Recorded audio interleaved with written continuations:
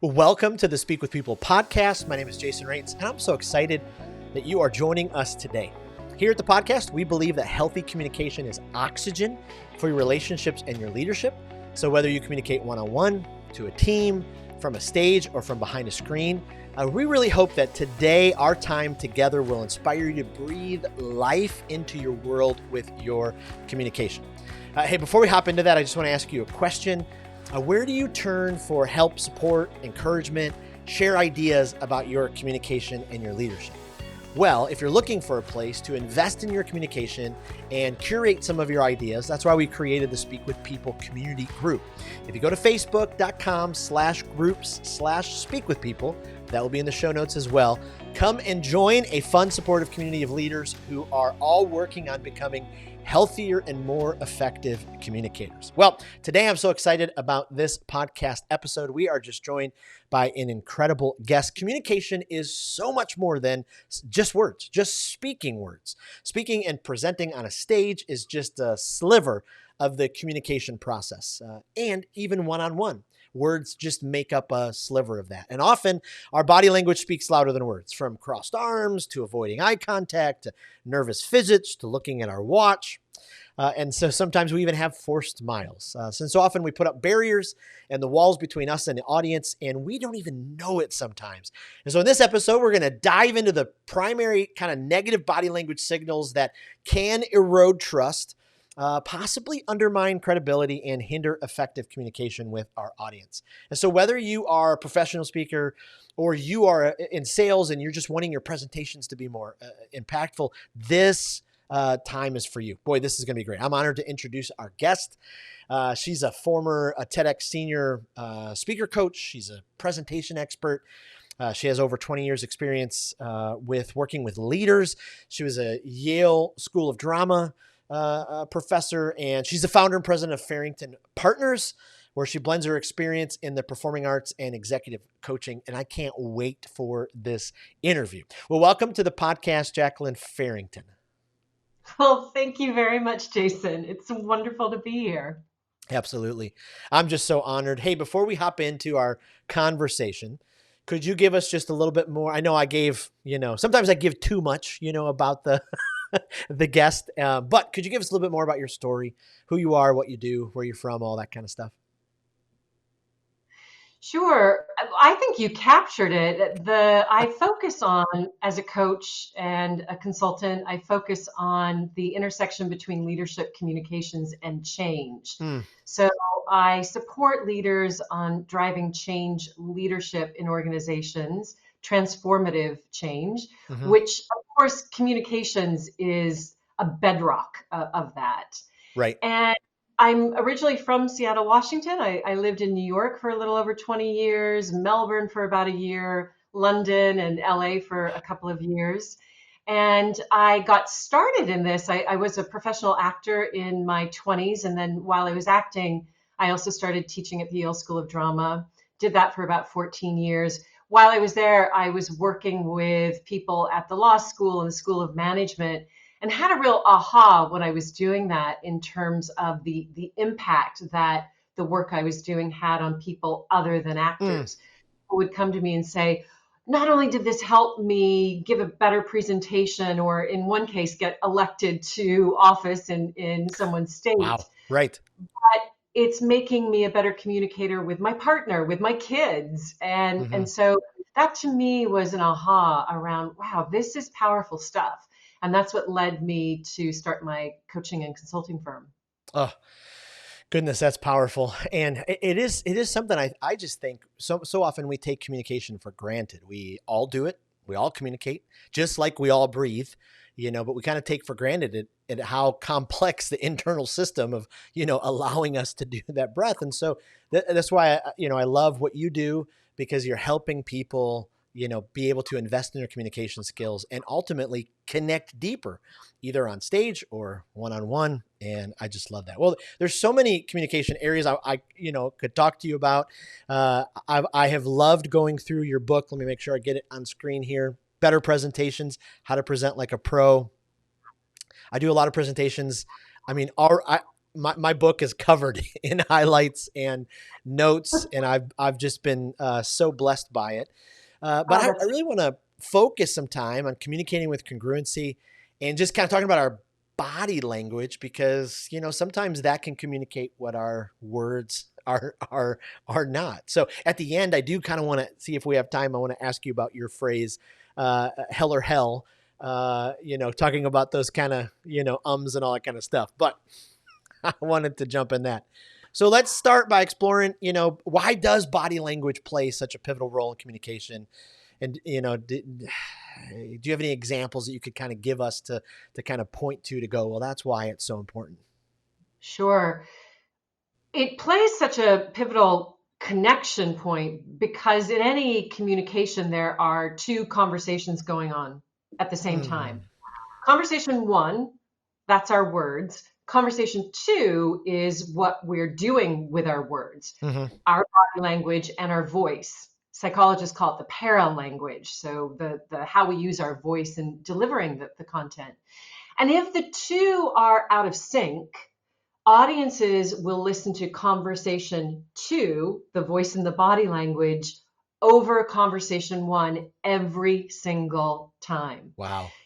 And so if they're not aligned, then that it's really not going to matter what you say, Mm-hmm. because they're going to be noticing what the unsaid is in what you're saying. Wow.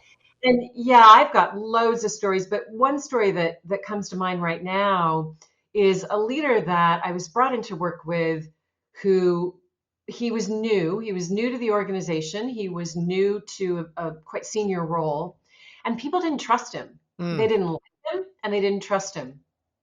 And it was so funny. The first time I met him, he walked into the room and he just had this kind of frozen smile on his face.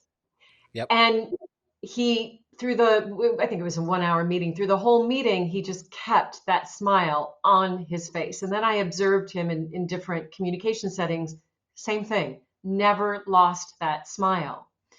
And of course, he would have what we call micro expressions. So micro expressions are almost imperceptible to the human eye, or at least to the conscious human eye, the conscious brain, Mm-hmm. but they're tiny muscular movements in the face. They were identified by Paul Ekman, who first identified micro expressions. If you want to learn a little more about them, they're tiny movements in the face that give away our underlying emotional state, our underlying inner monologue.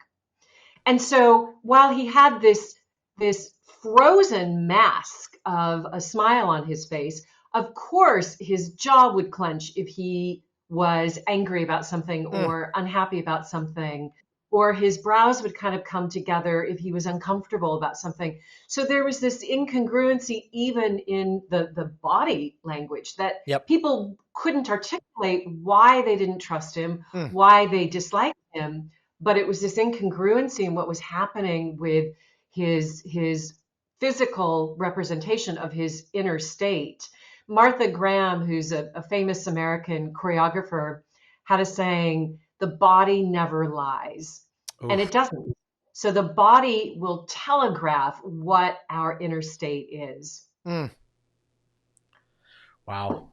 Wow. That is, I mean, that's just so powerful. And so many people probably don't think about that, but if they actually took some time to, kind of think about that, they're like, okay, we all kind of have that moment. I know for me, when I'm on stage, sometimes I fidget with my belt, or I'll put a hand in my pocket, and I'm a storyteller. And so I'm telling a story and kind of get into it. And I've had quite a few people over the years tell me, boy, I really noticed you playing with you know, with your belt. And I was like, wow, how did you, even pick up on that? Maybe could you highlight a few of the kind of negative signals that you've identified, like that frozen stare? Are there any more of them, and maybe what's kind of underneath those, if you can? Sure. The psychological gestures Mm. is what we call them. And again, they are telegraphing our inner state, our inner emotional state, our inner monologue. So it might be someone pacing back and forth on the stage Yes. to the point where it's distracting. Yeah. Or it might be the body from the table up looks very calm and together, but underneath the table, the foot is going like this, or the Right. leg is going like this. Right. Or it might be arms crossed, and we don't understand why they're crossed. Again, it's important to understand, though, what's going on inside that's driving that. And you mentioned triggers. So it could be that with the person pacing back and forth, they might be really excited about what they're communicating about. At the same time, they might be really nervous. Yep. Don't know. The same with the foot, might be really excited, also might be really impatient. Or it might just be that's a habit they do all the time. Yep. So it's important to take a step back and build that awareness and ask yourself, well, that behavior is pointed out to me, or I notice I'm doing that behavior. What's going on inside? Am I feeling nervous? If I'm feeling excited, maybe there's a way that I can better focus and channel that excitement to make my movement more purposeful and clearer.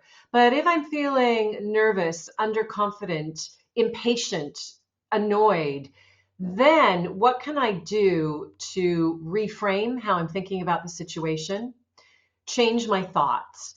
Because the thoughts are going to be a spark for the emotions, which are then going to drive behavior. And the body never lies. We telegraph what that emotional state is. So looking at, how am I thinking about this situation? Is it helping to create the kind of behavior I want to create?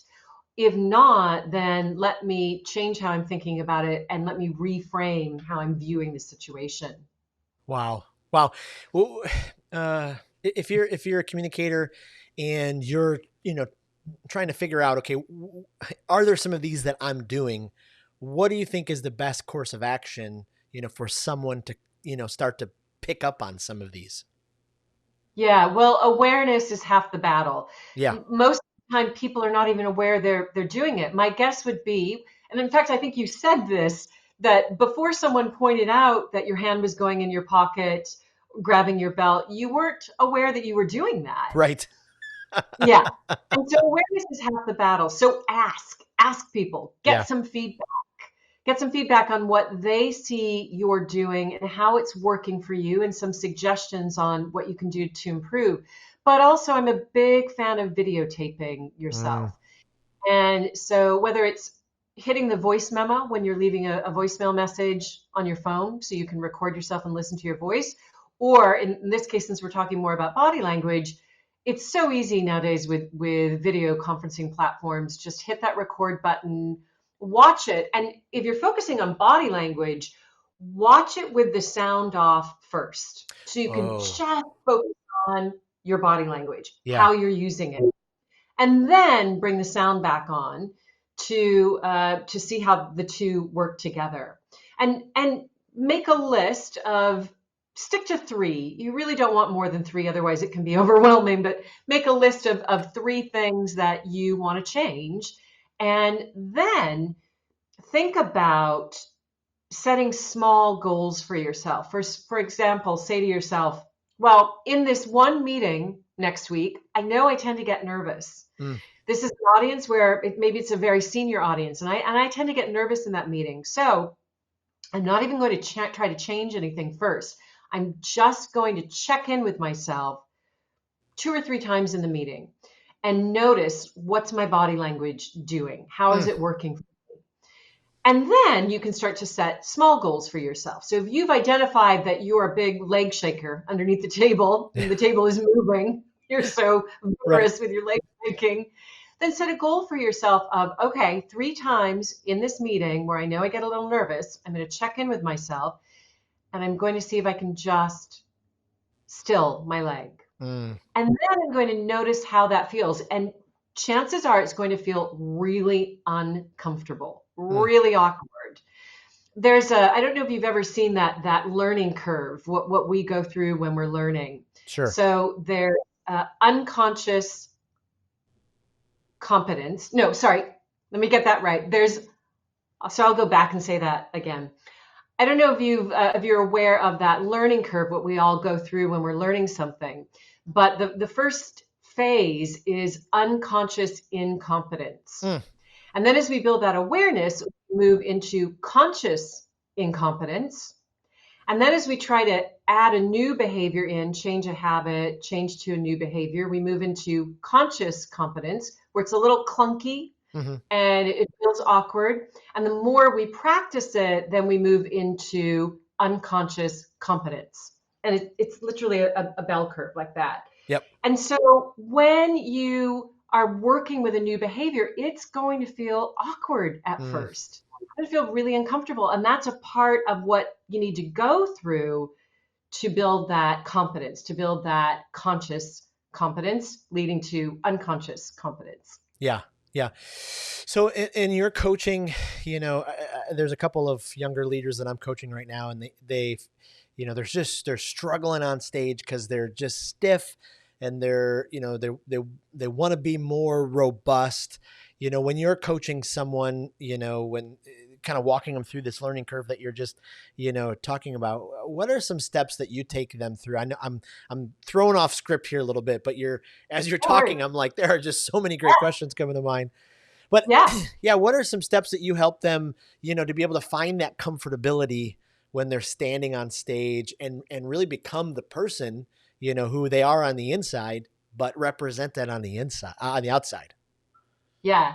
Well, first it's managing that inner monologue, that mindset, that inner state. So a number of years ago, I worked with a leader, world-renowned scientist, but her company did not want her to do medical presentations to a medical audience because she was described as being so hostile to people who asked questions that it wasn't doing the company any favors.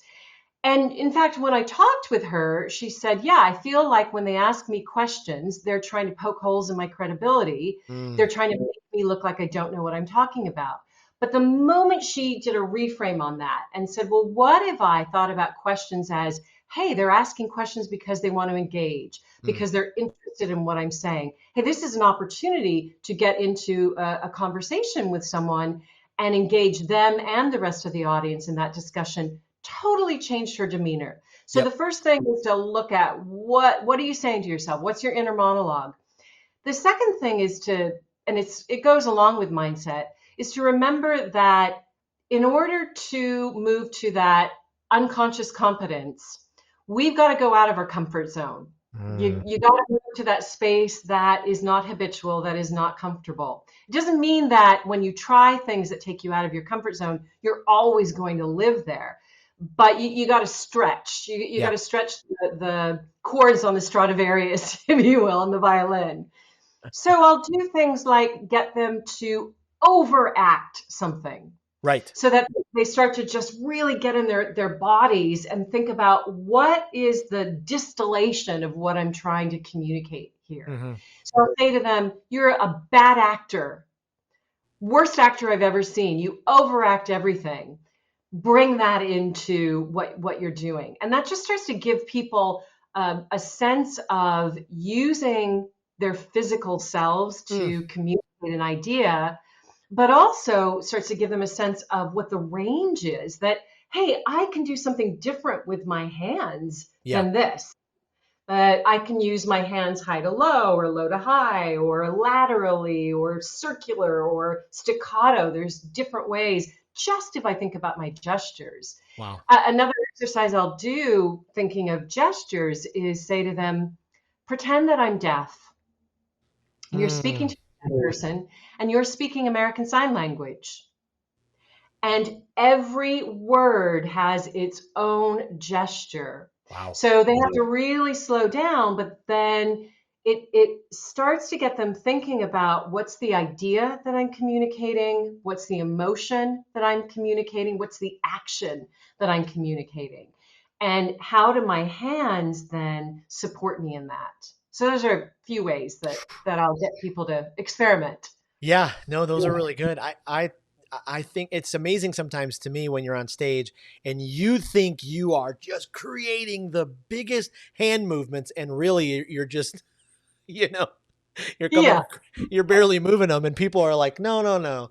So these steps are just fantastic to be able to help people kind of come out. Let's go back. I got us off for there for a second because this was so fascinating. Some of those negative signals. Let's talk about a couple of the individual ones. So crossing the arms. Sometimes it's seen as a defensive gesture. I was doing a training last week in Illinois and I was talking about arms crossed and how it can sometimes, come across as defensive. And a woman raised her hand and she goes, but that's just how I process, So how do we, differentiate between that genuine comfort and the guardedness, when we cross the arms, is there an appropriate time to cross them, use it that way, those kind of things? So do you mean how do we differentiate if we're seeing somebody cross their arms and interpreting that message, or how do we make the distinction in ourselves? Oops, I've got some tea here and I almost knocked it over. So how do we make that distinction in ourselves? Oh, I think, even in ourselves, as we think about some of these signals, if we've done some of the work that you talked about earlier and these things are being pointed out. So how do we differentiate between, okay, no, I'm coming across in a healthy way that way, or, I'm actually using this, to communicate something. Yeah. Well, body language rarely happens in isolation. It happens in clusters and it happens in context. And by that, I mean that if we're crossing our arms, it can mean so many different things. I often cross my arms because I'm cold in offices, especially they get over air conditioned and I'm cold. So, so then the cluster around that might be that I shiver a little bit. Or I might also signpost, oh, it's a little chilly. I might rub my arms a little bit to just signpost, this is why I'm crossing my arms.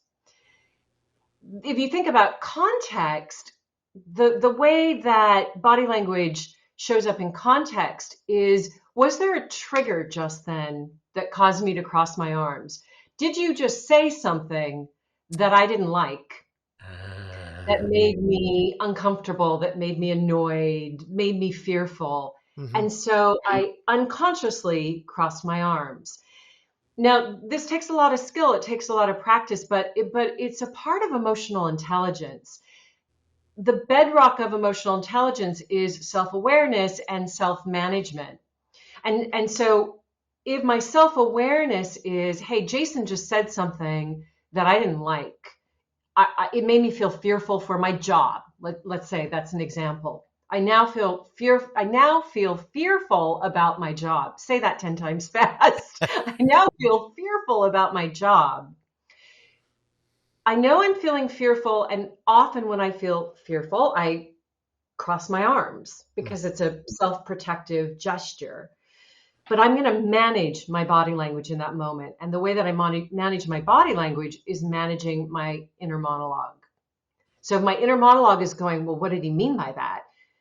Is he saying that I'm going to lose my job? And you go off on this spin, whoosh, manage that inner monologue. Maybe I want to explore, hey, Jason, you said this.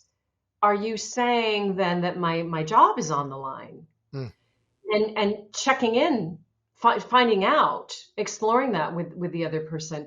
Or maybe I'm not comfortable at that point saying that, but I'm at least aware of how I'm feeling. So then I want to think about, okay, just keep my body language open, self-manage my emotions and how they're manifesting in my body.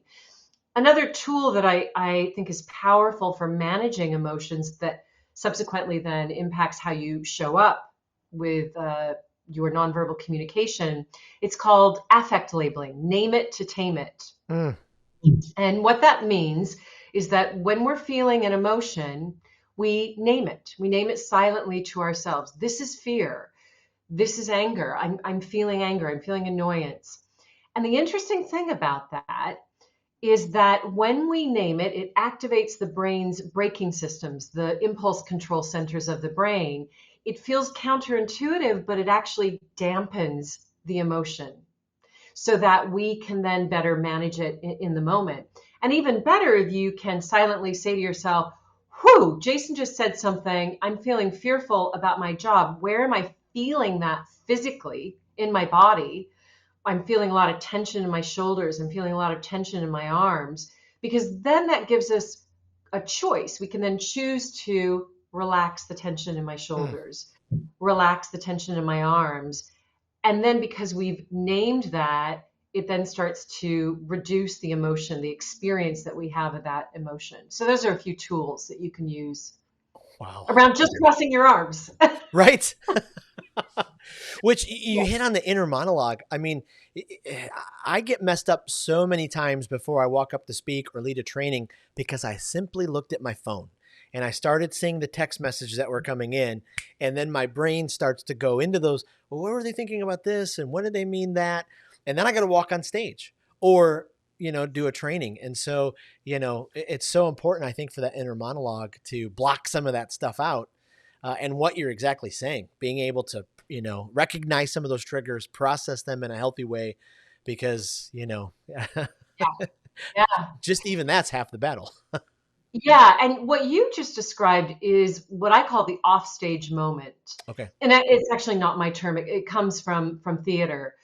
Actors know that in order to create the reality on stage they need to create, they need to start doing that off stage. Mm. What are those first few moments that they're going through off stage to bring that reality with them on stage?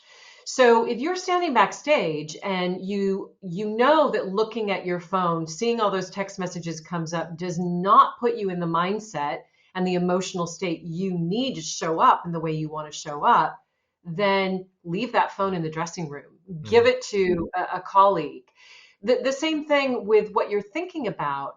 If you're focusing on everything that you might do wrong right before you walk out on stage, chances are you're going to create some of that when you come out, as opposed to thinking about what you do want to create.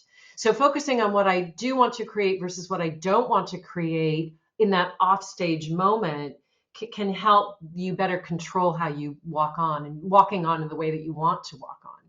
Yeah, absolutely. Absolutely.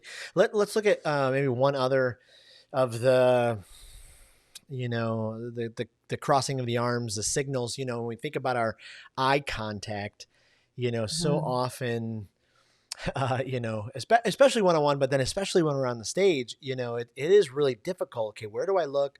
How do I make sure my eyes are in control? How do we maintain kind of that appropriate eye contact while we're still, conveying sincerity? Like, what do you have any guardrails you could, kind of give us when it comes to eye contact? Do you mean on stage or Yeah, let's go one-on-one on. Let's go or on all stage. the Yeah, because above? I brought in the one-on-one. Yeah, Let's talk about just when we're on stage. Yeah, sorry about that. yeah. Yeah, it's challenging on stage because a lot of times we can't see the audience. Right. Especially if we're presenting on a large stage with a large audience and you've got those spotlights on you and they're blinding. So a couple of things that can help with that. One, rehearse your presentation to live people Hmm. so that you get the reality of people responding to your talk. And make sure it's not the same audience every time. So you want to mix different audiences because you don't really know how the audience is going to respond on the day. So Right. you want to be able to get a variety of responses, but then ask them to nod their head as you just did as I'm talking with you, you nodded your head, or ask them to look confused if they're confused. So they give you some reactions. That creates the reality of talking to a live human being. And then the other thing that can be helpful is if you think about when you're on a stage, imagine that you're in the center of a clock. And so you're standing in the middle of a clock, an analog clock, and straight on is noon. And then to your right is, I have to remember here, if I think about an analog, to your right is 1 o'clock, and then 2 o'clock and 3 o'clock. To your left is 11 o'clock, 10 o'clock, 9 o'clock. Yep. So what you can do is to think about walking to each of those parts Hmm. of the clock on different parts of your presentation and and put in your imagination, put a live person. Okay, at 11 o'clock, that's my colleague who is my greatest fan at work. At 2 o'clock, that's my husband. So put real live people in your imagination as you walk to those parts of the clock so that you have a sense of, in your mind's eye, making eye contact with that person, or you can have a group of people as well. That's my team over here. And over here is that client who I have a great relationship with. That can be helpful just to create that sense of eye contact. Mm. The last thing I'll say about when you're on stage with eye contact is to make sure you break eye contact. It's okay to look away because we do that when we're talking in real life. So Right. you might choose to look away when you're walking to a different part of the stage and you look down as you're thinking about what your next thought is. Or you might be making eye contact with the 2 o'clock part of the audience, but you cheat your shoulder out and you look over at the 11 o'clock side of the audience. So you're breaking eye contact there. That can also be helpful. Wow.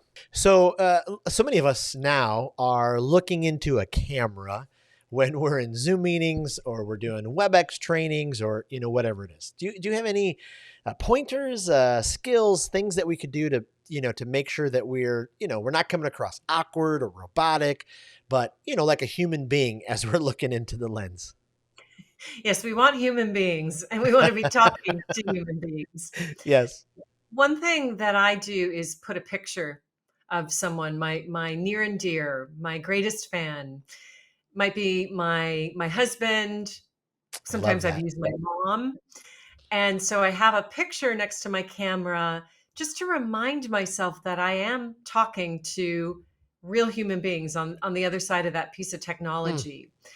I also put a post-it note next to my camera with big block letters and an arrow saying, "Look here," Yes. to remind myself to look there. But if sometimes it feels very awkward, especially if you're not used to working with a camera. And if that's the case, move the videos of your audience up as high onto your screen as you can, so that if you feel more comfortable looking at your audience, you are at least not looking down here where we often put our audiences, or down here, which Yep. is tantamount to talking to the table or talking to the floor in live communication. So move your notes, move your videos up high on your screen so that your eyes are lifted and not looking down. And the other tip I would add about that is do what I just did there, which is to break eye contact. Mm. We don't maintain eye contact all the time in person. We break it. Otherwise, we look like this really strange person, a serial murderer, right? Who Right. just stares. Right. And in fact, there's research that shows that staring eye contact is perceived as aggressive, if not Mm. hostile. So break eye contact. When you think about your next thought, it's okay to look down, or that's a time to glance over at your audience or read ahead in your notes and then come back to the camera. So do as you would do in real life and break eye contact occasionally so you don't look like a serial murderer. We don't want that. Absolutely not. Absolutely not.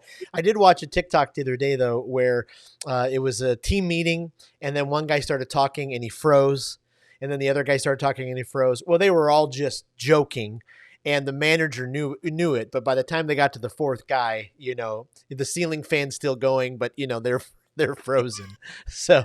Right. Uh, but I love that. I mean, those are so practical to be able to, even if somebody's not doing it all the time, okay, these are steps that will help me be, comfortable with this. I love that. Yeah. 1% improvement. 1%. That incredible. So I'm curious, as we kind of wrap up our interview, sometimes us communicators, we get into the bad habits of, saying, these filler words, ums and uhs, and you kind of have a particular way you describe them. Would you share that and maybe like some steps to kind of work on losing those words? Yes, I combine hedges, fillers, and qualifiers into the word hellers.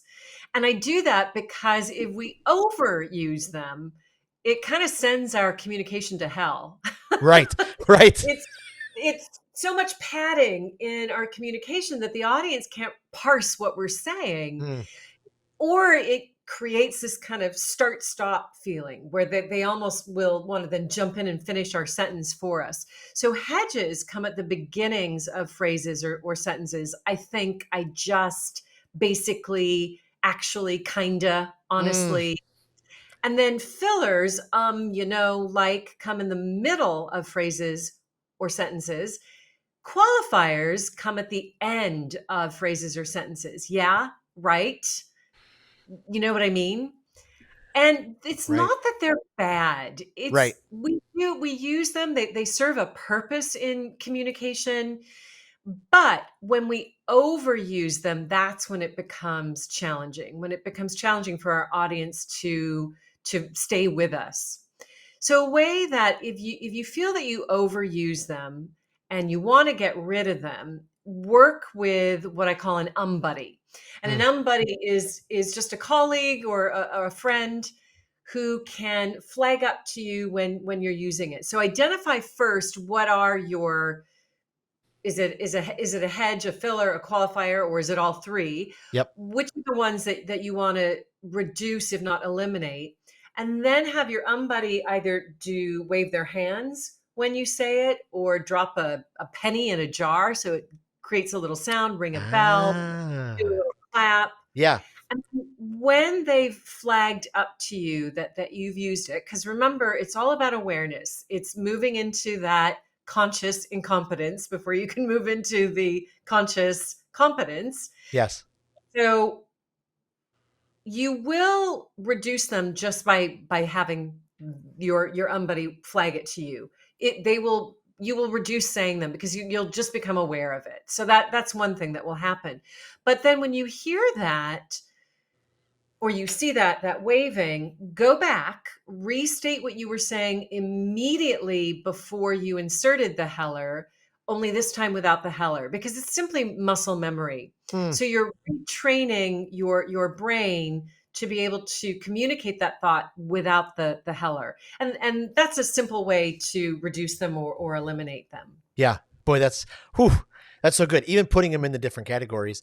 I'm curious what you think. I think it's probably a hedges, but sometimes we say, if I'm Yeah. being honest, Yeah. like, To be honest. yeah, do you really want me to Yeah. be honest? Yeah. Yeah, I hope that you're honest, but we say that one To quite be frequently. brutally honest, which always makes me laugh. I think, Right. why do you have to be brutally honest? Can you not just be honest? Just be honest with me. Yeah. I love Right. that. I love that. Okay.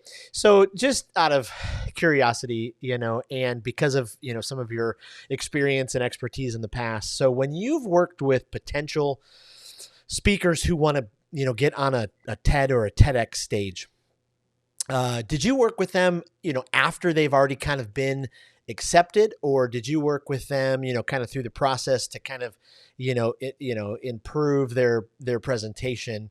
Kind of curious, this is, like one of those questions where it's when someone says, well, my friend wants to know, and it's really them, because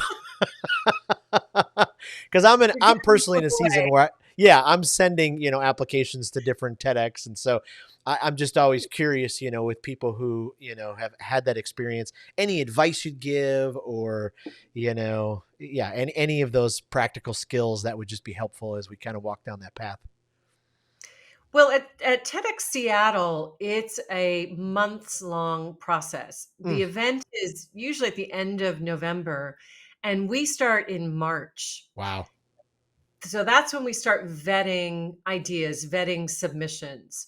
And then a part of that process then is also kind of an audition where we have someone bring their idea in, talk about it for a few minutes, and then they get some coaching to make sure that they are in fact coachable Right. around their delivery skills. And then towards the end, if I recall, it was usually around the end of August that delivery rehearsals would start. And Mm, so once people were chosen end of March, early April, then they would go through several months of writing coaching, and the whole speaker delivery team was involved with that. So months of rewriting, iterations on their Wow. talk before they even get to delivery rehearsal. But my one piece of advice to people when they want to give a TED talk is make sure you have an idea, and only one idea. TED Mm, Talks are about one idea only. You yeah. can come back if you have another idea, but within that very brief amount of time, just need to hear what is that gift you're giving to the audience, that one idea. And if you can't fit that into one sentence, even better if you can fit it into a newspaper headline, 7 words or less. Not that you'll share your newspaper headline with the audience, but it just crystallizes for yourself. Yep. Yeah, here's my one concrete idea. Wow. Wow. I love that. One of my friends, and I've had him on the podcast. He didn't do a TED talk, but he was part of Toastmasters for years, and actually went to their competition. And in 2019, I think he took number one in the U.S. and then went to the Worlds and took number three. And just that process that you talked about, all of that coaching, all of that refining. I mean, he said it was just, every single word, so Yeah. that's good to know, to look out for. Okay, be coachable in those situations. That's just huge. Well, Yeah, I he, think that one of the most popular TED Talks, please don't ask me which one it was because I can't remember right now, but I know that that speaker said she rehearsed for 80 hours. wow. It's a lot. Wow. Yeah, Yeah. absolutely. Absolutely. Yeah. Young communicators ask me from time to time, how do I improve? How do I get better? And, I'm like, just practice, like start to practice, work through it, find a mentor that, will give you some evaluated ideas, Yeah. and, do the best that you can. I Yeah. love that. Well, this time, Jacqueline, my goodness, I can't thank you enough for just sharing some of your wisdom and your insight. Before I let you go, I would love to just do some rapid questions. Let our listeners kind of keep getting to know you. So I don't want to put you on the spot, but with all your work with some of the TED stuff, do you have like a favorite, or if you can't divulge who that is, a favorite speaker that you just love anyways because the way that they captivate and communicate? Well, one of my favorite TED Talks, one of many, but one of my favorites is Andrea Dreesen's talk on living eulogies. Mm, And I know it sounds a little down, but it's actually one of the most life affirming, uplifting talks wow. that, and I'll be a little biased because I helped her with it as well. So Sure. slightly biased, but I think it's just wonderful. I love it. Yeah. Is there a podcast, either communication, leadership development, or a guilty pleasure podcast that you just love? It fills your cup. Would love to know if you have one of those. Yeah, I can't remember the name of the gentleman who does it, but it's coaching for leaders. Mm, And actually, I have his name because I know him and I was on his podcast. But I have always been a fan of it even before I was on it. Dave Stahoviak, yeah, that's how you say it. Dave Stahoviak, coaching for leaders.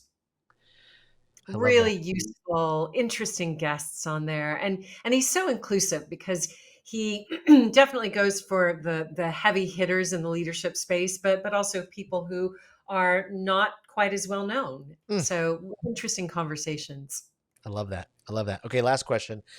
Okay. So you live in a spectacular part of the country. It's just gorgeous. So if we were to visit the Seattle area, is there something that, oh my goodness, if you have no time but to visit one spot, what should we see? I'm not, I'm not going to give that one spot away. There's Deal. no way I'm giving that away. I will say, make sure you plan for a trip to Mount Rainier if you're here in the summer, because it's breathtaking. Mm, It will not disappoint. But my very favorite spot on the entire planet is in Washington State. And I just don't want it to get too crowded. So I'm sorry. Not sharing. Nope. No worries. No worries. Well, I can't thank you again for joining us. This conversation has been delightful, and you have, just been so gracious and generous with your time. Could you point us to where our listeners can find out more about you, online, and where they should go? Sure. Best place to find me is on LinkedIn, Jacqueline Farrington, or the website is farringtonpartners.com. Okay. Yeah. And we talked about it earlier. This book, Better Presentations, Mhm. will put all of Yeah. these links in the show notes. We'll also be giving some of these away in the Speak with People community Facebook group. And, just thank you so much for your time and generosity. Thank you, Jason. It Absolutely. was so much fun being here. I Really love it. appreciate it. And thank you to our listeners. Thank you so much for being a part every single week. Every single like, listen, comment, and review just mean the world, because the more the reviews, the algorithms like to share it with other people. And so thank you for that. And just a reminder, one of the things that really propels our speaking and communication ability is when we come alongside of a coach. And if you're looking for a communications coach, Speak with People, we have some communication coaches. So just go to speakwithpeople.com/coaching, and we'd love to come alongside of you and help you improve your communication skills. Again, thank you for being a part of the podcast. Hopefully you've been challenged and encouraged to elevate the practice of healthy communication in your life and leadership. My hope is that you will speak with people and not at them. We'll see you next week.